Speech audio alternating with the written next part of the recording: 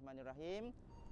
Tempat kita berada sekarang dipanggil sebagai Mabasid Al-Manakhah, atau senang ceritanya tempat pasar yang dibuat oleh baginda Nabi SAW pada zaman Rasulullah berada di Madinah, untuk bagi tujuan meningkatkan ekonomi orang Madinah ataupun orang Muslim secara khususnya.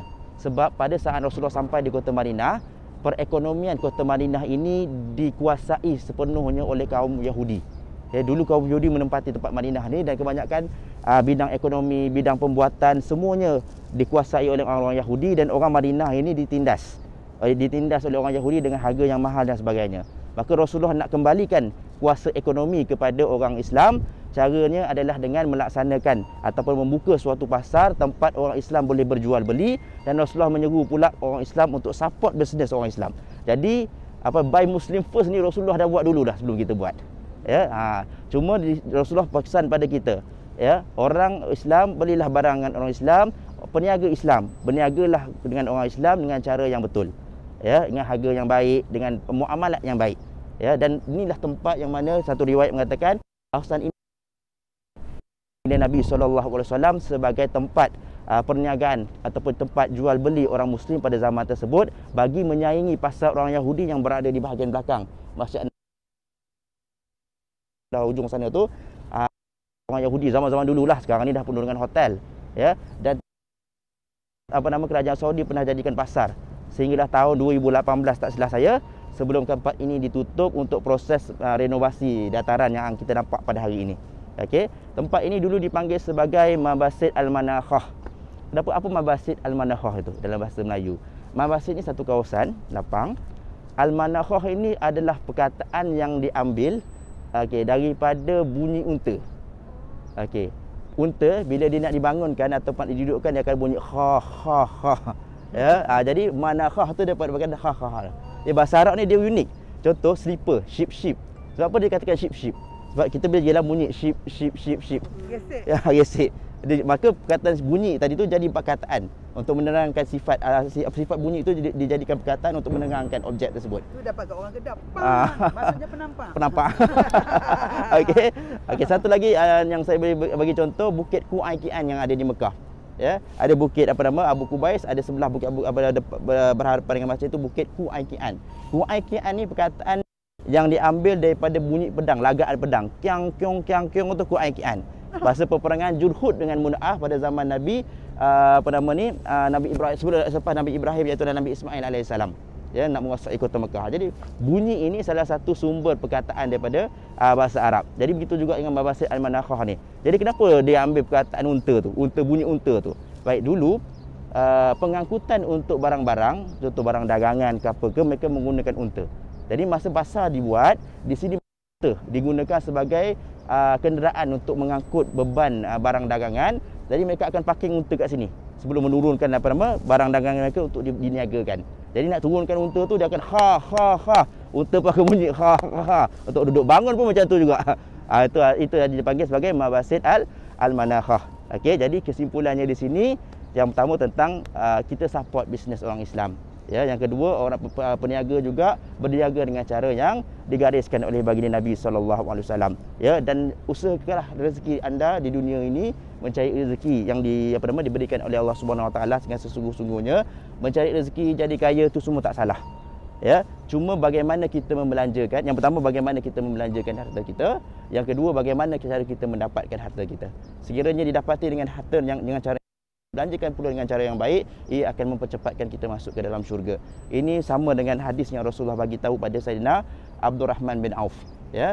Kita kenal Sayyidina Abdurrahman bin Auf, antara orang yang terkaya di kalangan sahabat baginda Nabi SAW.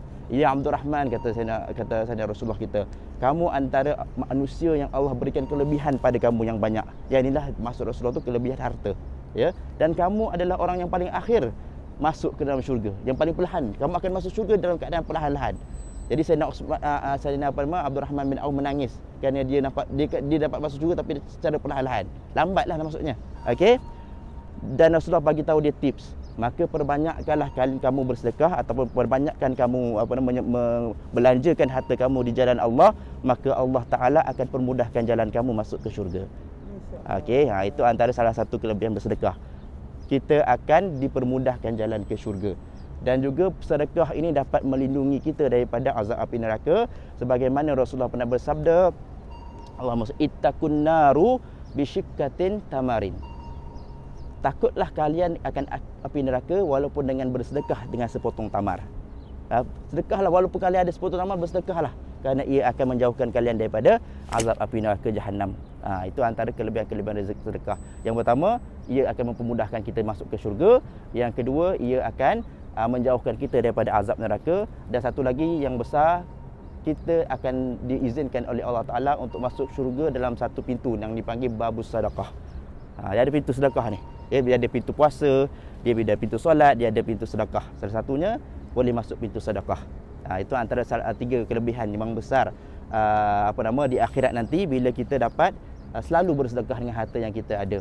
Di dunia macam-macam lah, harta kita tidak berkurangan. Kalau kita akan ada musibah, dapat mengelakkan musibah. Kalau ada sakit, Allah akan menjadi asbab kepada penyembuh penyakit kita dengan sedekah ini.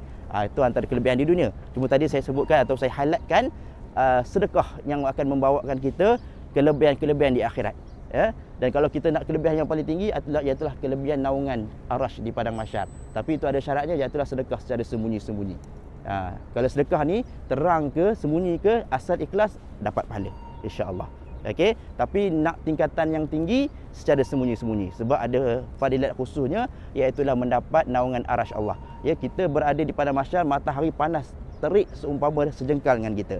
Nak dapat perlindungan daripada panasnya matahari itu adalah dengan naungan arash Allah Ta'ala. Jadi salah satu golongan yang dapat naungan arash Allah Ta'ala ini daripada 7 golongan, salah seorangnya adalah orang yang rajin bersedekah, yang mana bila dia bersedekah dengan tangan kanan, tangan kirinya tak tahu. Gitu. Itu maksudnya sembunyi-sembunyi lah, kiasannya gitu ya. Okey. Itu antara kelebihan-kelebihan bersedekah yang boleh kita bagi supaya dapat menggalakkan kita untuk bersedekah. Sesungguhnya harta yang kita keluarkan itu tidak habis. Maksudnya kalau kita bersedekah, kita cuma transfer harta kita ke tempat lain. Okey. Kita boleh guna, kita cari duit kita, kau kata tahu duit ni tak boleh masuk kubur. Tak salah sebenarnya. Duit kita boleh masuk kubur.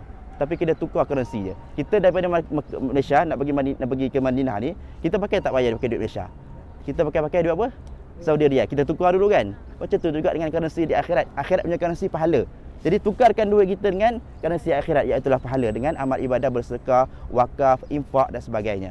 Okey, itu antara perkara-perkara yang boleh saya relatekan ataupun kaitkan dengan perniagaan ini. Perniagaan ni rezeki lah. Jadi rezeki itu belanjakanlah ke jalan yang sebaiknya. Okey, insya-Allah, bismillah. Jom kita sambung pergi.